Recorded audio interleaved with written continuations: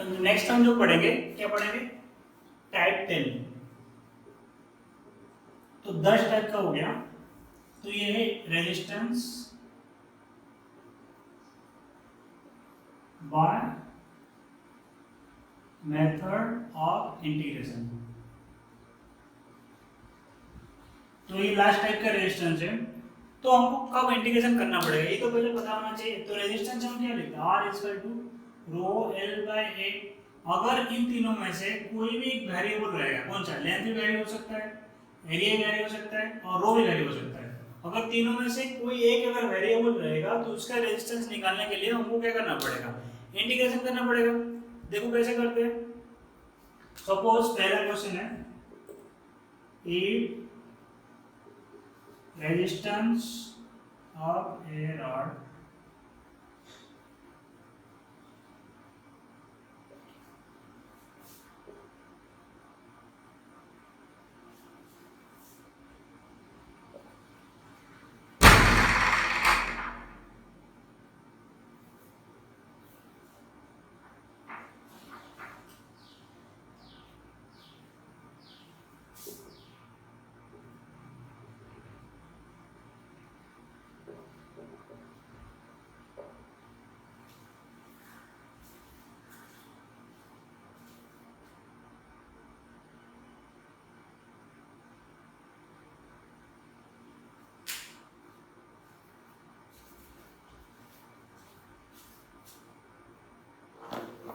तो ये क्वेश्चन में बोल रहा है कि calculate resistance of a rod of length है एल, एरिया है, if resistivity rho vary, resistivity vary कर रहा है। मतलब सपोज कोई यूनिफॉर्म रॉड है, लेंथ ए है और इसका एरिया कितना है, ए है, बट यहाँ से रेजिस्टिविटी क्या कर रहा है, वेरी कर रहा है, रो नॉट इनटू एक्स। तो हम क्या करेंगे, इंटीग्रेशन करने का तरीका क्या होता है, जो पहले ही पढ़े हो 11th क्लास में, कुछ डिस्टेंस जाके इंटीग्रेशन करने वाला क्वेश्चन थोड़ा सा इंजीनियरिंग वालों के लिए ज़्यादा इंपॉर्टेंट होता है। मेडिकल वालों को स्टार्टिंग में एक दो क्वेश्चन थोड़ा कर सकते हो, उसके आगे दो तीन क्वेश्चन और कराऊंगा जो कि डिफिकल्ट लेवल में आता है।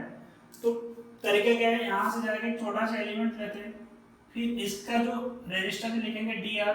डी आर क्या है, लेंथ ऑफ स्मॉल एलिमेंट। तो उसका लेंथ नहीं, resistance of small element.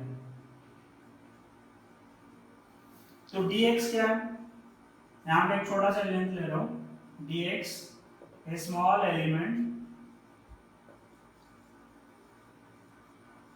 at a distance x।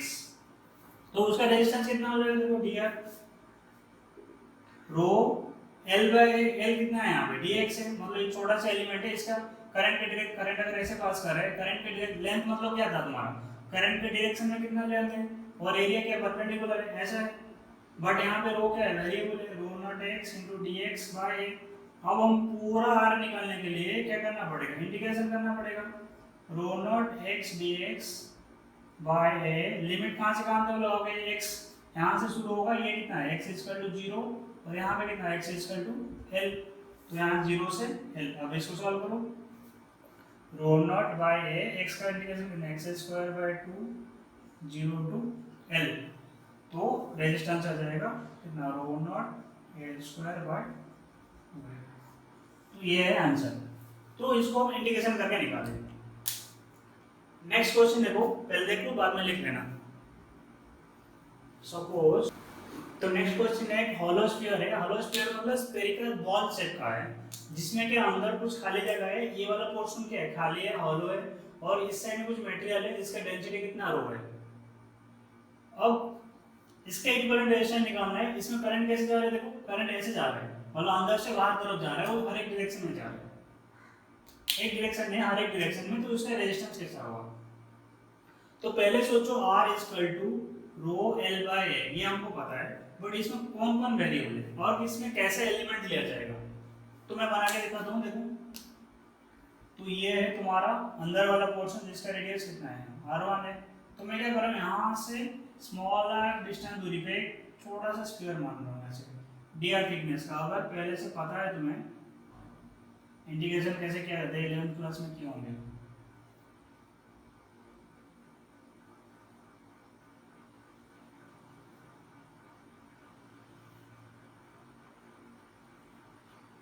Let's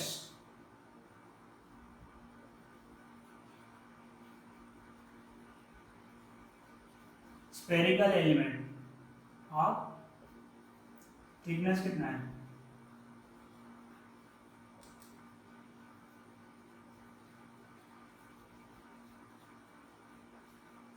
centre से r डिस्टेंस जाके एक dr थिकनेस का स्फीयर ले लो। अब अगर ऐसे छोटे छोटे पतले पतले स्फीयर को अगर हम ऐड करेंगे तो क्या हो जाएगा, पूरे स्फीयर आ जाएगा, इतना छोटे का थिकनेस आ जाएगा।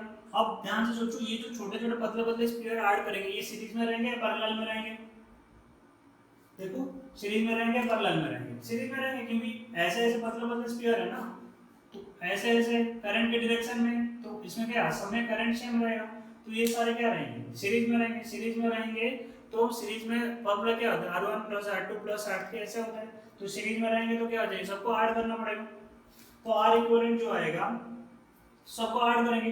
पहले इसका रेजिस्टेंस लिखते हैं, इसका रेजिस्टेंस क्या लिखोगे, तो स्मॉल dr = रो, L कितना हो जाएगा, L कितना हो जाएगा, देखो ऐसे करंट जा रहे हैं तो इसमें थिकनेस कितना है इसका dr है, तो यहाँ पे लेंथ कितना हो जाएगा dr / एरिया कितना हो जाएगा, ये हमको पता है, इसका अंदर का इनसाइड एरिया कितना होगा 4 pi × r²। अब इसको लिमिट लगाओगे, लिमिट कहाँ से कहाँ तक है, r1 से r2 है, तो ये कितना हो जाएगा ρ/4 pi dr/r², लिमिट लगाओ r1 से r2, तो ये कितना ρ/4 pi 1/r² कितना है -1/r, r1 से r2, और इसको पूरा सॉल्व करोगे रेजिस्टेंस आ जाएगा ρ/4 pi 1/r1 - 1/r2। लिमिट तो पुट करना आता है ना, पहले upper limit minus lower limit, मतलब स्मॉल r की जगह पहले r2 लगाएंगे माइनस r1 लगाएंगे, तो ये आंसर आ जाएगा। तो ये था सेकंड क्वेश्चन। अब नेक्स्ट क्वेश्चन में आते हैं। नेक्स्ट क्वेश्चन देखो, ऐसा एक शेप का कंडक्टर है जिसमें क्या हो रहा है, यहाँ पे छोटा सा पतला है और यहाँ पे मोटा होते हुए जा रहा है, तो इसमें क्या हो रहा है, एरिया चेंज हो रहा है, तो इसका इक्विवेलेंट निकालना है। बहुत कॉमन क्वेश्चन है, सब जगह रहता है, एसीबर में भी है, बहुत सारे जगह रहता है। तो इसके लिए क्या करना पड़ेगा, इसमें भी इंटीग्रेशन करना पड़ेगा, क्योंकि यहाँ पे क्या हो रहा है, एरिया धीरे धीरे बढ़ रहा है। तो इसको करने का तरीका क्या है, देखो वही सेम एलिमेंट लेंगे, यहाँ से एक डिस्टेंस में जाओ, एक ds थिकनेस का एलिमेंट ले रहा हूँ मैं, ऐसे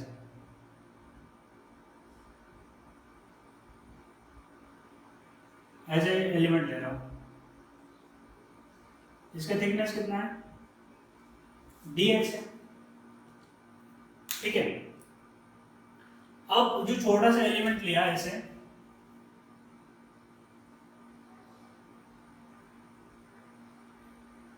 यहां से इसका रेजिस्टेंस लिखते हैं और उसका फिर इंटीग्रेशन करेंगे, तो इसका रेजिस्टेंस कैसे हो जाएगा, जो dr आएगा रो L कितना हो जाएगा, करंट के डायरेक्शन में लेंथ कितना है dx है, तो रो dx एरिया कितना हो जाएगा। ध्यान से देखो, इसका एरिया क्या है, इस पोर्शन में एक डिस्क टाइप का बनेगा, उसका एरिया चाहिए, बट उसका एरिया के लिए क्या चाहिए, उसका रेडियस चाहिए। अगर सपोज मान लो ये हाइट y है, तो इसका एरिया कितना है पाई × y²। ध्यान से इमेजिन करो, अगर कोई सरफेस है, इसको अगर काटेंगे तो एक डिस्क शेप का बनेगा, डिस्क का एरिया कितना होता है पाई × उसका रेडियस का स्क्वायर, तो πr²। बट यहाँ पे देखो दो वेरिएबल हो गए x और y, इसको रिप्लेस करना है, क्योंकि इंटीग्रेशन करने के लिए हमको एक वेरिएबल चाहिए। अगर dx है यहाँ पे, तो यहाँ पे y क्या होना चाहिए, x के फॉर्मेट में चाहिए। अब इसको निकालने का तरीका क्या है, देखो कैसे करते हैं। सपोज मैंने यहाँ से बना देता हूँ, अगर ये लेंथ a है, ये लेंथ भी कितना हो जाएगा, a हो जाएगा, तो ये tan थीटा क्या लिखेंगे, ऊपर वाला ट्रायंगल में, बड़े वाले ट्रायंगल में। करने का बहुत सारे तरीका है। e वाला लेंथ कितना हो जाएगा, b माइनस है, तो ये लेंथ tan थीटा क्या लिखेंगे, ऊपर वाला ट्रायंगल में b माइनस a/l, ऐसे पहले भी आ चुका है। और ये छोटे वाला ट्रायंगल में क्या लिखेंगे, देखो ये है y, ये है तुम्हारा कितना x, इक्वल टू ये है y, ये वाला लेंथ कितना हो जाएगा y माइनस है, क्योंकि सिर्फ इतना ही लेंथ चाहिए, ये पूरा y है, ये वाला y माइनस है बाय ये लेंथ कितना x है, y minus a by x, मतलब कितना हो जाएगा b minus a/l equal to y minus a/x। तो यहाँ से y आ जाएगा, y कितना है देखो b minus a/l into x plus है तो ये हो गया हमारा y की वैल्यू। ये एक तरीका है निकालने का। दूसरा तरीका क्या है, अगर हमें y और x का ग्राफ बनाएंगे, देखो y और x का ग्राफ बना हुआ है, कुछ ऐसे दिखेगा, कोई भी तरीका लगा सकते हो। y और x, जब x 0 है y का वैल्यू कितना है, a, मतलब कहाँ से स्टार्ट होगा, यहाँ से स्टार्ट होगा। जब x 0 है y का वैल्यू कितना है, a है ना, यहाँ पे x मैंने यहाँ से लिया, x 0 है y का वैल्यू कितना है, a। जब x l हो जाएगा यहाँ पर, y का वैल्यू कितना हो जाएगा, b हो जाएगा। तो मतलब ये एक ऐसा स्ट्रेट लाइन है, इस स्ट्रेट लाइन का इक्वेशन भी लिखोगे तभी सेम आएगा। तो इस स्ट्रेट लाइन का इक्वेशन लिखोगे वही आएगा। अब लिखो यहाँ पे डाल देते हैं, तो dr equal to rho by pi dx by y की वैल्यू कितना है, b minus a by l x plus a का होल स्क्वायर। इसका लिमिट लगाएंगे 0 टू l। इसको पूरा इंटीग्रेशन करो, इजी इंटीग्रेशन है, कुछ है नहीं इसमें, तो पूरे को t मान के पूरा इंटीग्रेशन करो तो ऐसा आंसर आ जाएगा, r equal to rho l by pi ab। मैं तो बोलता हूँ इसको याद रख लो, rho l by pi into ab, ये आंसर है। ये हमारा नेक्स्ट क्वेश्चन है। नेक्स्ट क्वेश्चन क्या है, एक रेक्टेंगुलर शेप का है, ऐसे बेंड हुआ है और ये एंगल कितना 90 डिग्री है, जिसका इनर रेडियस कितना a है, आउटर रेडियस कितना b है और इसका हाइट कितना h है। तो अब इसका हमको निकालना है रेजिस्टेंस। सपोज करंट ऐसे जा रहा है, या फिर करंट, इसमें 3 पार्ट आता है। तो पहले हम निकालते हैं कैसे, पहले ऐसे निकालते हैं। इस केस के लिए हमको इक्विवेलेंट निकालना है, फाइंड इक्विवेलेंट।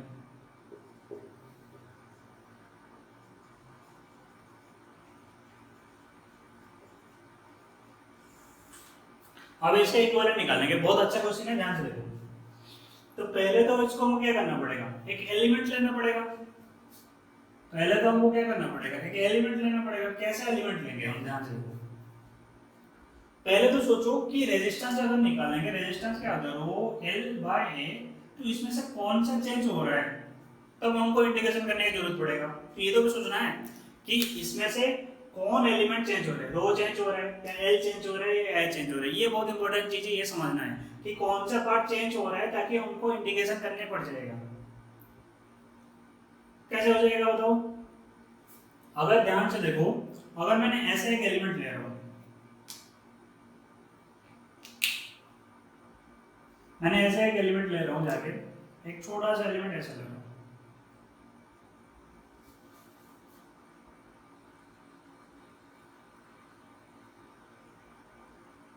ऐसा छोटा सा स्ट्रिप ले रहा हूं, कहां से, यहां से 8 डिस्टेंस जाके dr थिकनेस का एक स्ट्रिप ले रहा हूं। लेट्स कंसीडर स्मॉल एलिमेंट,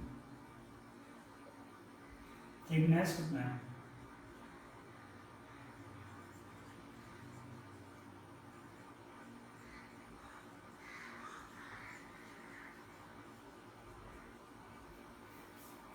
अब देखो ऐसे अगर मैं डिस्टेंस बढ़ाऊंगा तो क्या होगा, इसका यहाँ से यहाँ तक लेंथ कितना हो जाएगा, चेंज हो जाएगा। यहाँ से यहाँ तक लेंथ कितना है, पूरा सर्कल रहेगा तो लेंथ कितना है, पाई 2 पाई आर है। तो यहाँ से यहाँ तक लेंथ कितना है। अगर इस छोटे वाला पोर्शन का रेजिस्टेंस लिखूंगा तो आर कितना लिखेंगे, रो। अब देखो एल कितना हो जाएगा, करंट कैसे जा रहा है, हमको लेंथ एल क्या था, मैंने पहले बताया था स्टार्टिंग क्लास में, इसीलिए इंपॉर्टेंट होता है कि एल क्या है, करंट के डायरेक्शन में जितना लेंथ है, और एरिया क्या है जो करंट को परपेंडिकुलर है। करंट कैसे ऐसे जा रहा है, करंट हमारा कैसे ऐसे जा रहा है, तो करंट के डायरेक्शन में लेंथ मतलब कौन सा, यहाँ से यहाँ तक की लेंथ है, यहाँ से यहाँ तक लेंथ कितना है, पाई r बाय 2। पूरा सर्कल रहेगा तो पूरा सर्कमफरेंस कितना हो जाएगा, 2 पाई r। तो यहाँ से यहाँ तक लेंथ कितना हो जाएगा, पाई r बाय 2 बाय एरिया कितना हो जाएगा, एरिया मतलब इसका एरिया। अगर इसका मैं अलग से बनाता हूँ, कुछ ऐसा है,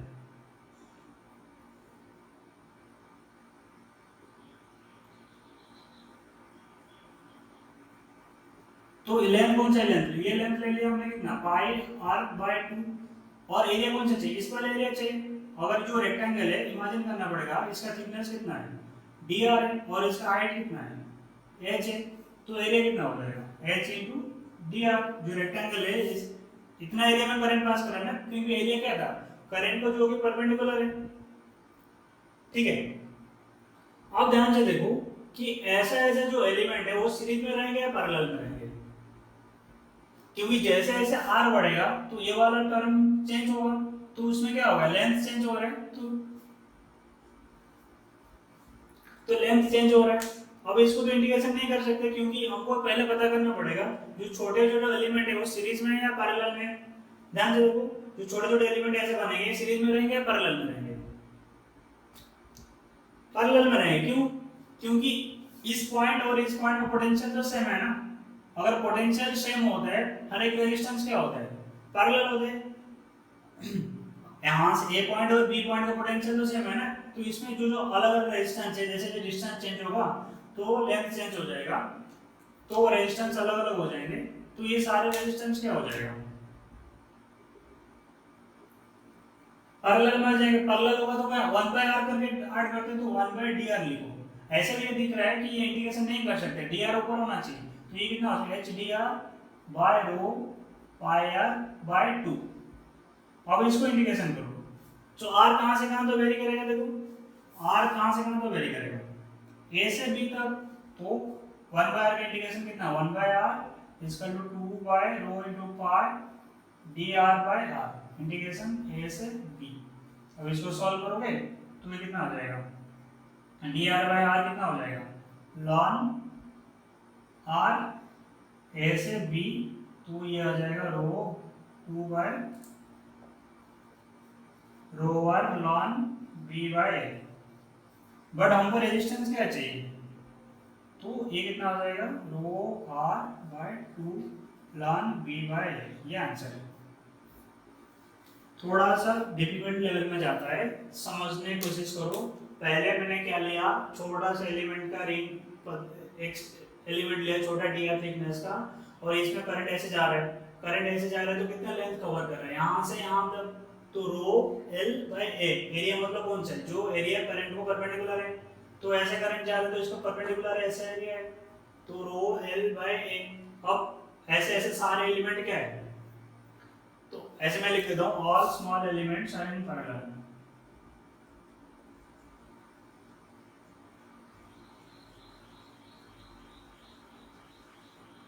तो पैरेलल होगा तो हम 1/, करके ऐड करते हैं, मैंने 1/r ले लिया और उसको इंटीग्रेशन किया, क्योंकि पैरेलल रेजिस्टेंस को हम 1/r1 + 1/r2 + 1/r3 ऐसे करके ऐड करते हैं।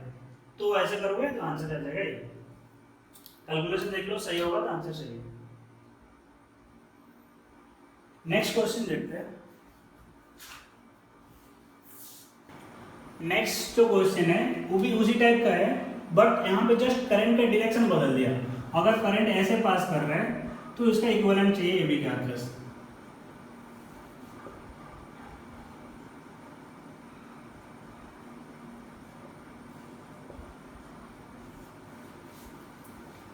देखो ए बी का अगर चाहिए तो यहाँ पे भी क्या करेंगे, यहाँ पे भी सेम एलिमेंट लेते हैं, एलिमेंट सेम है बट थोड़ा सा अलग है। ध्यान से देखो मैंने एलिमेंट ऐसे लिया dr थिकनेस का,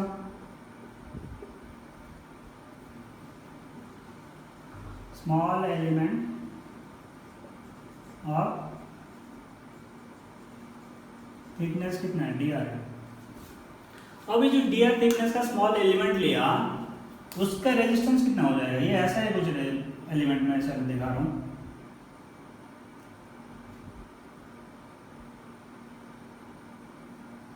कुछ ऐसा एलिमेंट है,